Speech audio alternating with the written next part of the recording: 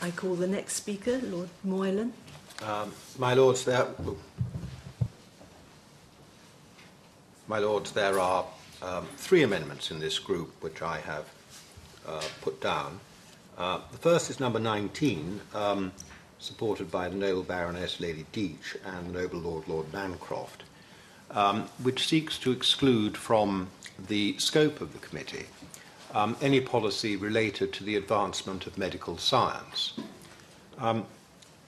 British medical science is at the forefront of the world, and we have seen that only in the last year or so, leading on genomic sequencing, leading on vaccine development, and leading indeed on large-scale randomized trials for therapeutic purposes.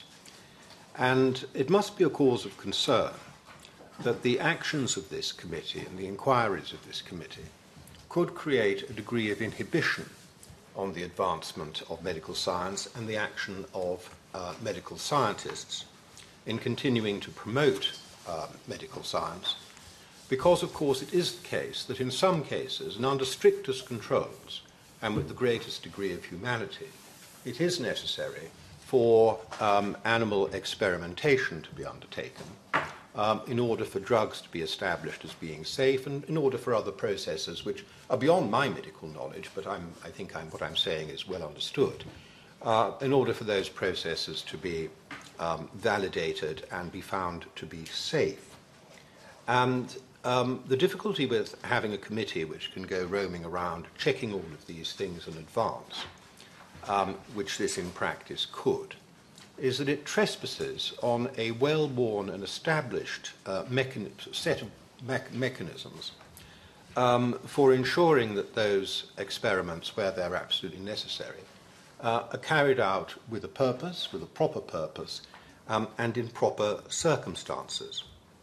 Now, I say this, we do this, we lead in medical science with the full support of the government, not primarily because we see it as the source of great lucre flowing into the country. And in fact, the government's insistence that the vaccine developed under its sponsorship should be available at cost is a good instance of that.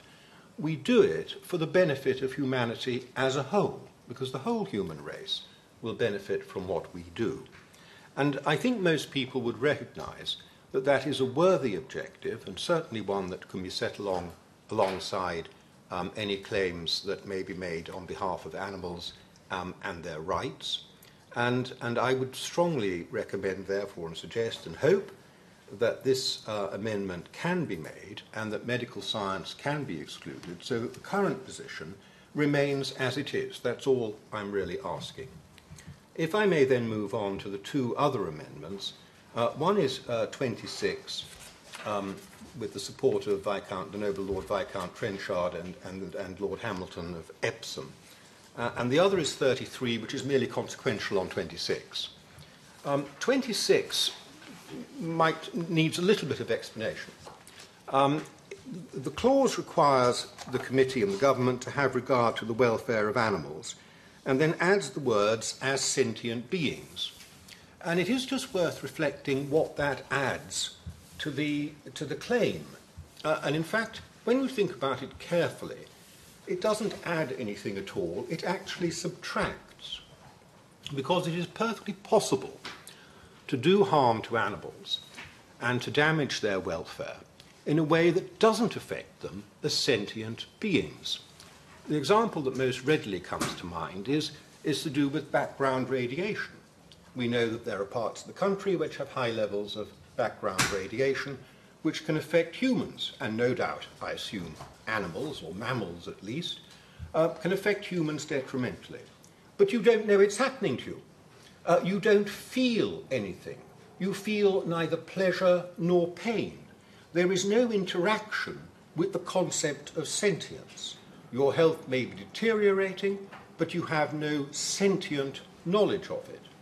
And I thought it would simply be plainer and allow the committee actually to look at things in the round if they didn't have to be excluded, as they would be. They would be excluded from considering something like the effects of background radiation on animals. They would simply not be permitted to look at it under this legislation.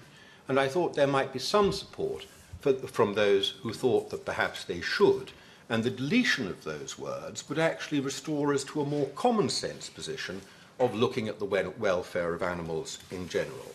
So those were my other two amendments. But before I finish, since it's such a very large group, may I comment briefly on three others?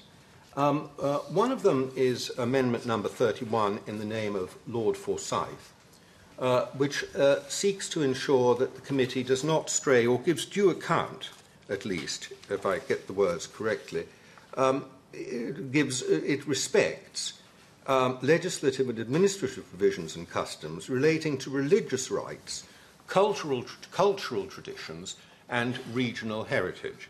My Lords, I think this is a very important point.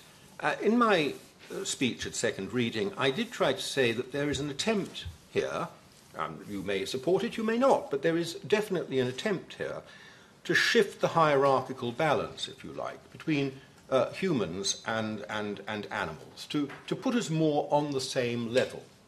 I don't think that's too outrageous a claim to make.